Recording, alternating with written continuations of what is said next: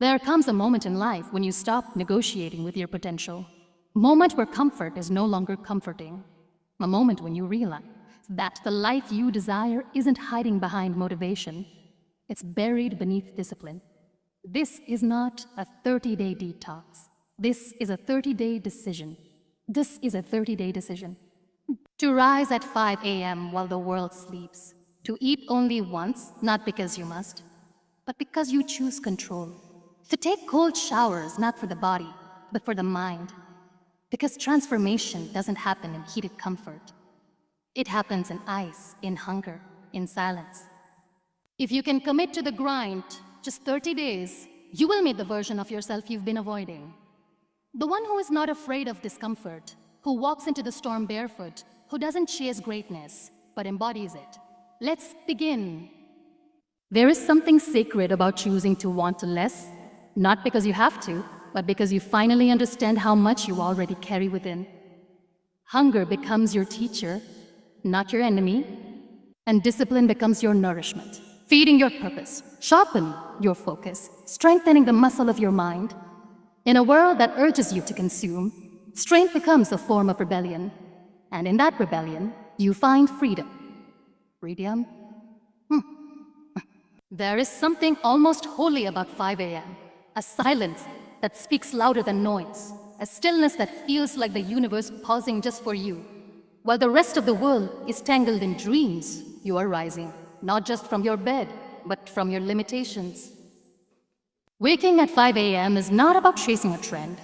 It is about answering a quiet call inside that says, it is more in you, but you must meet it before the world distracts you. At 5 a.m., there's no applause. There is no applause. There are no messages, no headlines, no chaos. There is only you, raw, honest, and uninterrupted. This hour strips away the masks we wear all day.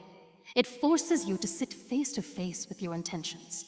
And when you move your body and nourish your spirit, center your mind while the city still sleeps, you begin to lead your day, not chase it. The discipline of waking early is not in the act itself, but in what it represents. Ownership of your time, and therefore of your life. The grind at 5 a.m. is quiet, but the impact is loud. It echoes throughout your day in your choices, your clarity, and your calm. Because by the time others are reacting, you've already reflected. By the time others are overwhelmed, you've already moved with purpose. This is not superiority, it is sovereignty. It is reclaiming the hours that most people give away without a second thought.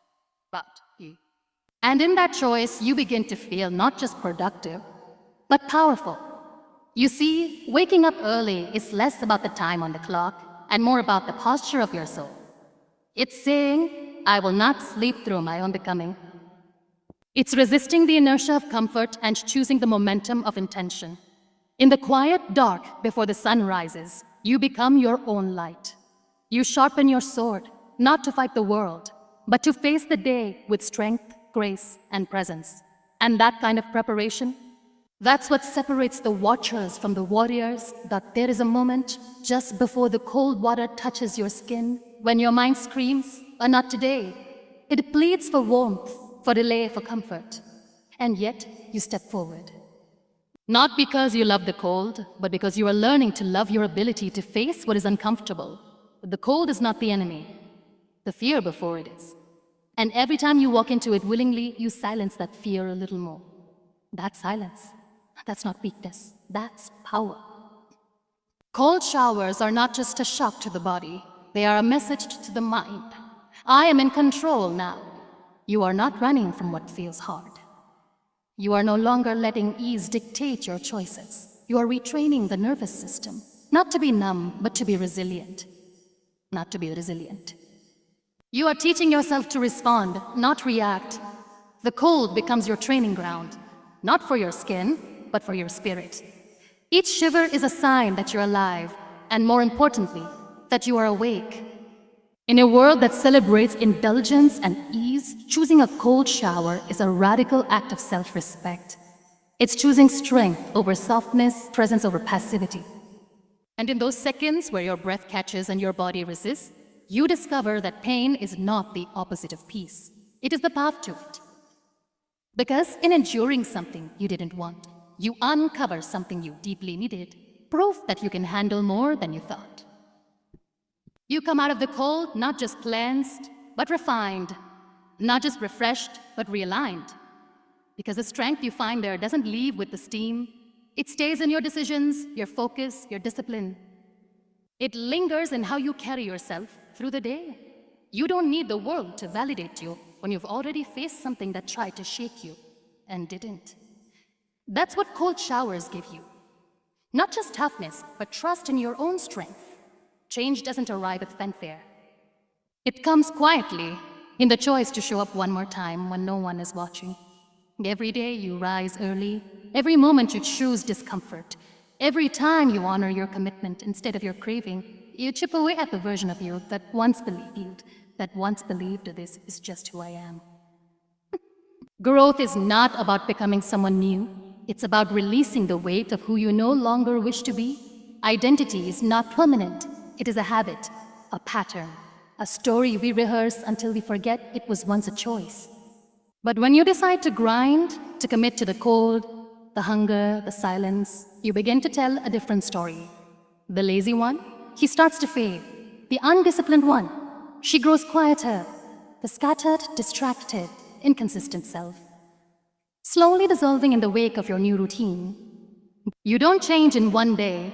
You evolve in one choice, repeated with fierce intention. It's not the workout or the cold shower or the single meal that transforms you. It's the message behind it. I am worth the fight. You are proving to yourself that your word means something. That your future is worth defending against your past.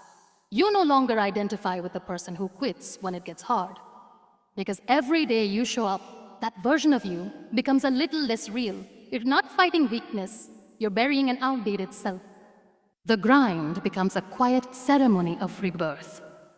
With each sunrise you greet with discipline, each excuse you refuse to serve, you step further away from the shadows of your old self.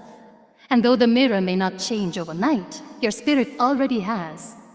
Because the true transformation isn't when the world notices. It's when you no longer recognize the voice that used to hold you back. And you stand, not as someone trying, but as someone becoming. This challenge is not about marking 30 boxes on a calendar. It's not about proving something to the world. It's about realizing that every day, every decision is a word. And together they form a sentence. Every sentence becomes a page. Every page a chapter. And suddenly, without even noticing, you are no longer living the story that once kept you small. You are writing something new, with sweat as ink and discipline as the pen. There is a lie we tell ourselves, that our story is fixed. That because we've failed before, we will always fail again. That because we've been lazy, inconsistent, or afraid, that's who we are. But your story is not a cage. It is a canvas.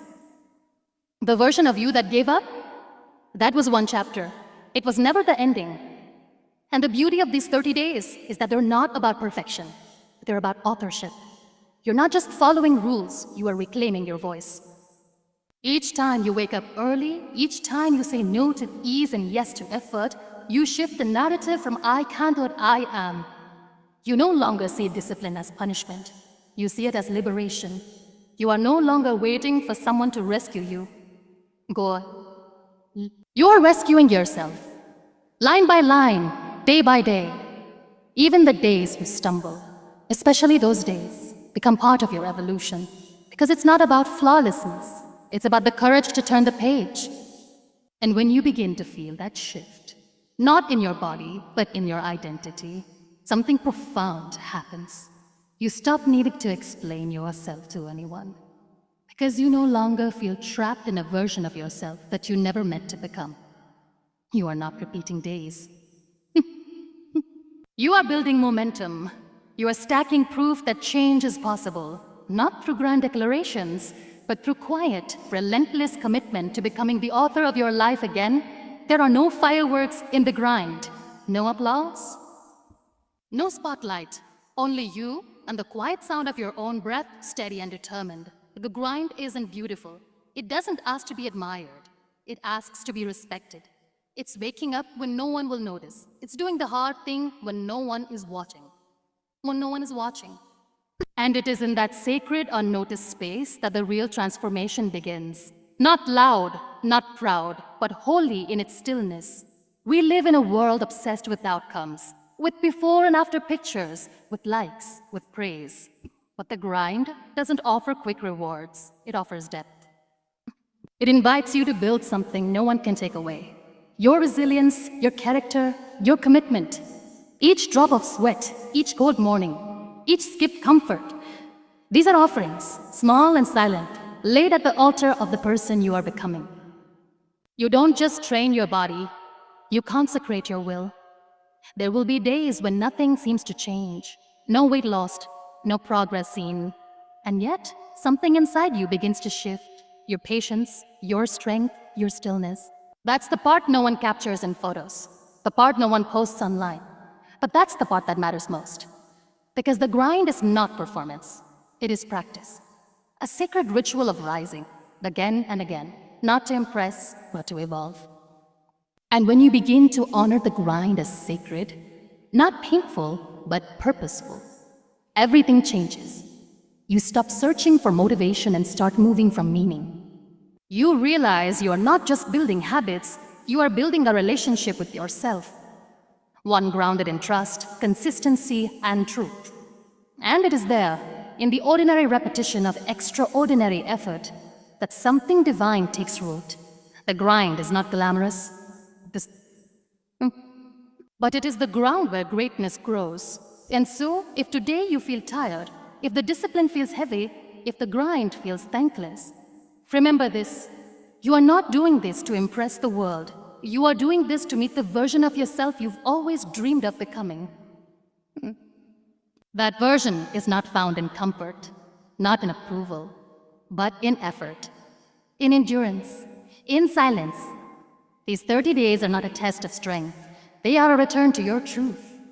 A reminder that within you lives a warrior, a creator, a soul capable of more than mere survival. You are not weak for falling. You are strong for rising. Again and again and again. Let others chase shortcuts. Let the noise of the world pass by. You are choosing the long road, the hard path, the narrow way. Because you know the view from the top is reserved for those who refuse to stop climbing.